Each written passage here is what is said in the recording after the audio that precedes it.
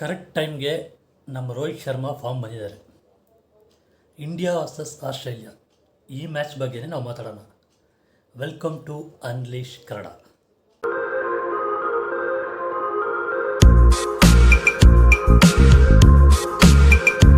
ನಿನ್ನೆ ನಡೆದ ಮ್ಯಾಚಲ್ಲಿ ಹೇಳಬೇಕಂದ್ರೆ ಫಸ್ಟು ಇಂಡಿಯಾ ಬ್ಯಾಟಿಂಗ್ ಮಾಡಿದ್ರು. ನೀವು ಅಬ್ಸರ್ವ್ ಮಾಡಿ ಬಾಂಗ್ಲಾದೇಶ್ ಮೇಲೆ ಆದರೂ ಸರಿ, ಆಫ್ಘಾನಿಸ್ತಾನ ಮೇಲಾದರೂ ಸರಿ, ಆಸ್ಟ್ರೇಲಿಯಾ ಮೇಲಾದರೂ ಸರಿ, ಇಂಡಿಯಾಗೆ ಯಾಕೋ ಫಸ್ಟ್ ಬ್ಯಾಟಿಂಗೇ ಸಿಗ್ತಾಯಿದೆ. ಸ್ಟಾರ್ಟಿಂಗಲ್ಲಿ ಬ್ಯಾಟಿಂಗ್ ಆಡಿದಾಗ ನಮ್ಮ ರೋಹಿತ್ ಶರ್ಮಾ ಮತ್ತು ವಿರಾಟ್ ಕೊಹ್ಲಿ ಸ್ಟಾರ್ಟ್ ಮಾಡಿದ್ರು. ನೆನ್ನೆ ಯಾವ ಲೆವೆಲ್ಗೆ ಫಾರ್ಮಲ್ಲಿದ್ದರು ಅಂದರೆ ರೋಹಿತ್ ಶರ್ಮಾ ಹೊಡೆದಿದ್ದೆಲ್ಲನೂ ಸಿಕ್ಸ್ ಹೋಗ್ತಾಯಿದೆ. ಆಲ್ಮೋಸ್ಟ್ 8 6 ಹೊಡೆದ್ರು. 48 ಬಾಲ್ಸಲ್ಲಿ 92 ರನ್ಸ್ ಹೊಡೆದ್ರು. ತುಂಬ ಚೆನ್ನಾಗಿ ನನಗೆ, ಯಾಕಂದರೆ ಸೆಂಚುರಿ ಒಂದು ಮಿಸ್ ಮಾಡಿಬಿಟ್ರಲ್ಲ ಅಂತ ಒಂದು ಬೇಜಾರಾಯಿತು. ಅದು ಬಿಟ್ಟರೆ ಉಳಿದಿದ್ದೆಲ್ಲ ಸೂಪರಾಗಿ ನಡೀತು. ನಮ್ಮ ಕೊಹ್ಲಿ ನೆನ್ನೆ ಡಕ್ಔಟ್ ಆದರು. ಯಾಕೋ ಅವರು ಈ ಟೋಟಲ್ ಸೀರೀಸಲ್ಲೇ ಫಾರ್ಮಲ್ಲಿಲ್ಲ. ಅವರು ಗೊತ್ತಿಲ್ಲ, ನೆಕ್ಸ್ಟ್ ಮ್ಯಾಚ್ ಆದರೆ ಚೆನ್ನಾಗಿ ಆಡ್ತಾರೋ ಏನೋ ಗೊತ್ತಿಲ್ಲ. ಆಮೇಲೆ ಪಂತ್ 2 ಮ್ಯಾಚ್ ಬಿಟ್ಟು ಯಾವ ಮ್ಯಾಚು ಸರಿಗೆ ಆಡ್ತಾಯಿಲ್ಲ, 2 ಮ್ಯಾಚು. ನೆನ್ನೆ ಸೂರ್ಯಕುಮಾರು ಅಷ್ಟಕ್ಕಷ್ಟೇ, ಅವರು ಸರಿಗೆ ಆಡಿಲ್ಲ. ನೆನ್ನೆ ಅವರು ಕ್ಲಿಕ್ ಆಗ್ತಾರೆ ಅಂತಿದ್ದೆ, ಬಟ್ ಯಾಕೋ ಆಗಿಲ್ಲ. ನೆನ್ನೆ ಕ್ಲಿಕ್ ಆಗಿದ್ದು ಯಾರ್ಯಾರಂದರೆ ನಮ್ಮ ರೋಹಿತ್ ಶರ್ಮಾ, ದುಬೆ, ಹಾರ್ದಿಕ್ ಪಾಂಡ್ಯ, ಈ ಜನನೇ ನೆನ್ನೆ ಕ್ಲಿಕ್ ಆದರು. ಅದು ಚೆನ್ನಾಗಿ ಆಡಿದ್ರು ಹೇಳ್ಬೇಕಂದ್ರೆ. ನೆಕ್ಸ್ಟು ಅವ್ರ ಬ್ಯಾಟಿಂಗ್ ಶುರುವಾಯಿತು. ಯಾರ್ದು? ಆಸ್ಟ್ರೇಲಿಯಾದವರು.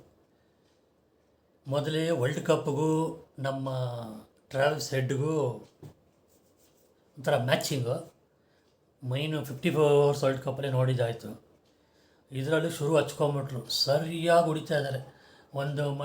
ಒಂದು ಟೈಮಲ್ಲಿ ಹೇಗಾಗ್ಬಿಡ್ತು ಅಂದರೆ ಎಲ್ಲೋ ಹೊಡೆದು ಬಿಡ್ತಾರೇನೋ ಅಂತ ನಾನೇ ಥಿಂಕ್ ಮಾಡಿಬಿಟ್ಟಿದ್ದೆ. ಅವರು ಮತ್ತು ಇವರು ಮಿಚೆಲ್ ಮಾರ್ಷ್ ಆಡಿದ್ದು ನೋಡಿ ಹೊಡಿತಾರೆ ಅಂತಿದ್ದೆ, ಬಟ್ ಹೋದರು. ಆಮೇಲೆ ಟಿಮ್ ಡೇವಿಡ್ಡು ಇವರೆಲ್ಲ ಲಾಸ್ಟ್ವರೆಗೂ ಟ್ರೈ ಮಾಡಿದ್ರು. ಯಾರು? ಟ್ರಾವಿಸ್ ಹೆಡ್ಡು ಹೊಡಿಯೋಕ್ಕೆ, ಬಟ್ ಆಗಿಲ್ಲ ಅವ್ರ ಕೈಯಲ್ಲಿ. ಅದಕ್ಕೆ ಮೈನ್ ರೀಸನ್ ನಮ್ಮ ಬೌಲರ್ಸ್ ಸೂಪರಾಗಿ ಮಾಡಿದ್ರು. ನೆನ್ನೆ for a change Harshdeep 3 wicket ತೆಗೆದ್ರು. ಯೂಶ್ವಲಿ ಬೂಮ್ರಾ ತೆಗೆಯೋರು, ನೆನ್ನೆ ಹರ್ಷದೀಪ್ ತೆಗೆದ್ರು. ಹರ್ಷದೀಪ್ 3, ಕುಲ್ದೀಪ್ ಯಾದವ್ 2, ನಮ್ಮ ಬೂಮ್ರಾ 1, ಹಾರ್ದಿಕ್ ಪಾಂಡ್ಯ 1. ಹೀಗೆ ವಿಕೆಟ್ ಹೋಯ್ತು. ಚೆನ್ನಾಗಿ ಮಾಡಿದ್ರು ಬೌಲಿಂಗು.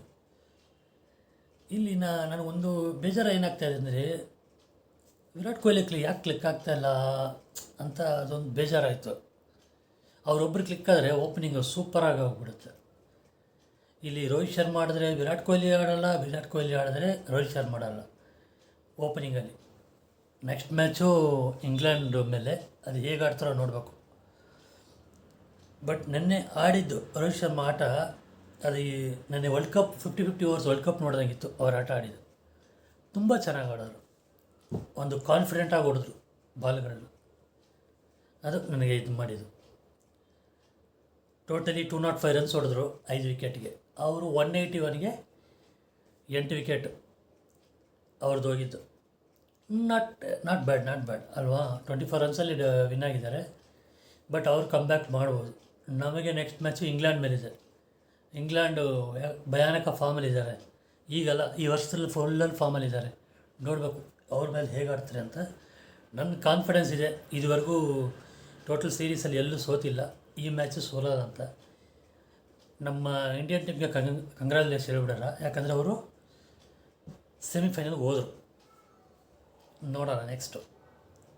ಈ ಕಡೆ ಏಷ್ಯನ್ ಕಂಟ್ರೀಸಲ್ಲಿ ಇರೋದು ಇವಾಗ ಆಫ್ಘಾನಿಸ್ತಾನ ಇದೆ, ಇಂಡಿಯನ್ ಟೀಮ್ ಇದೆ. ಅದು ಬಿಟ್ಟರೆ ಯಾವ ಟೀಮ್ ಇಲ್ಲ. ಅಲ್ಲಿ ವೆಸ್ಟ್ ಇಂಡೀಸ್ ಇದ್ದಾರೆ, ಇಂಗ್ಲೆಂಡ್ ಇದ್ದಾರೆ. ಇಷ್ಟು ಹೇಳಿ ನನ್ನ ಈ ರಿವ್ಯೂನ ಮುಗಿಸ್ತಾ ಇದ್ದೀನಿ.